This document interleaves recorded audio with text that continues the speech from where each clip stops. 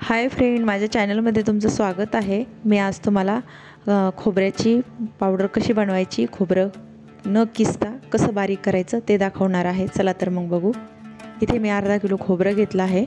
आज मी तुम्हाला एकदम सोपी ट्रिक सांगणार आहे खोबरं बारीक करायची। चला तर मग बघू। इथे मी कांदा भाजायची एक जाळी घेतली आहे। तुम्ही पण अशी कांदा भाजायची जाळी घ्यायची, अशी गॅसवर ठेवायची।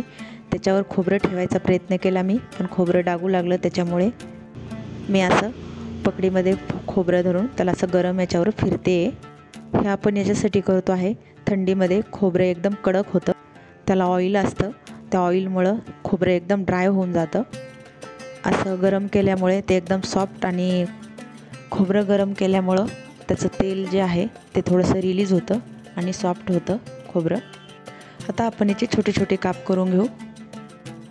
तुमच्याकडे अशी जर कांदे भाजायची जाळी नसेल, तुम्ही डायरेक्ट गॅस चालू करून असं पकडीमध्ये खोबरं धरून ही करू शकता।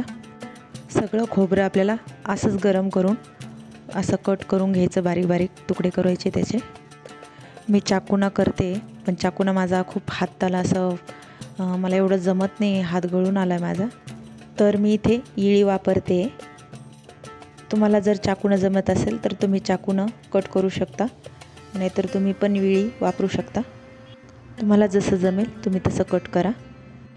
आता थंडीचे दिवस आहे, तर सगळ्यांनाच आता डिंकाचे लाडू बनवायचे आहे। तर तुम्ही खोबरं गिरणीमध्ये दळून आणता, गिरणीमध्ये पावडर बनवून आणता त्याच्यापेक्षा तुम्ही असं घरच्या घरी तुम्ही पावडर बनवू शकता। खूप सोपं, 10 मिनटामध्ये झालं माझं हे पावडर तयार। आता कुठे जायची ही गरज नाही दळून आणायला। आपण असे छोटे छोटे काप केल्यामुळं आपलं भांडंही खराब होत नाही आहे। हा फ्रेंड, जर तुम्ही चॅनलवर पहिल्यांदाच असाल तर लाईक करा, सबस्क्राईब करा, बेल आयकॉनला क्लिक करा, शेवटपर्यंत व्हिडिओ बघा।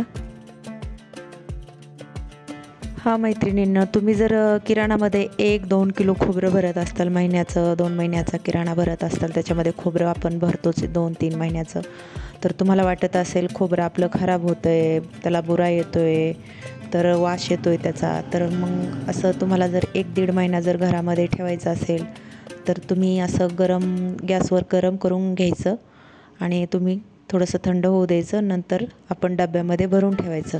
तुमच्याकडं जर ऊन नसेल, वाळू घालायला जागा नसेल, तर तुम्ही अशा पद्धतीने खोबरं ठेवू शकता घरामध्ये 2 महिने, 1 महिना असं।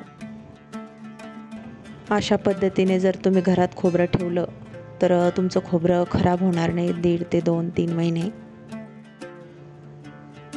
तुम्ही आता बघू शकता आपले खोबऱ्याचे काप पूर्ण तयार आहेत। आता आपण याच्यामध्ये एक अर्धा मोठा राहिला असेल खोबऱ्याचा तुकडा, तर तो असा बारीक करून घ्यायचा, कारण की जर एक अर्धा मोठा तुकडा जर गेला भांड्यामध्ये मिक्सरच्या, तर आपल्या भांड्याचे पाते तुटू शकतात। त्याच्यामुळे असे बारीक करून घ्यायचे। आणि जे मिक्सरचे भांडं आहे ते सगळ्यात छोटं भांडं वापरायचं आपल्याला। इथे मी सगळ्यात छोटं भांडं वापरते। मिक्सर चालू करताना 1 सेकंद चालू करायचं, बंद करायचं, 1 सेकंद चालू करायचं, बंद करायचं, असं करायचं। एकसारखं फिरायचं नाही सुरुवातीला। थोडंसं बारीक झालं का मग एकसारखं फिरू शकता। तुम्ही बघू शकता किती छान अशी पावडर तयार झाली आहे आपली। सगळी पावडर आपल्याला अशीच तयार करून घ्यायची आहे। फक्त मला 10 मिनटं लागले आहेत सगळं तयार करायला। आणि हा मैत्रिणींनो, खारीक पावडर बनवलेला व्हिडिओ पण मी माझ्या चॅनलला टाकलेला आहे, तर तुम्ही तो पण नक्की जाऊन बघा। चॅनलला माझ्या एकदा भेट द्या। आणि गूळही बारीक करायचा व्हिडिओ मी टाकलेला आहे, तोही बघा। लाईक करा, शेअर करा, सबस्क्राईब करा, बेल आयकॉनला क्लिक करा, शेवटपर्यंत व्हिडिओ बघा।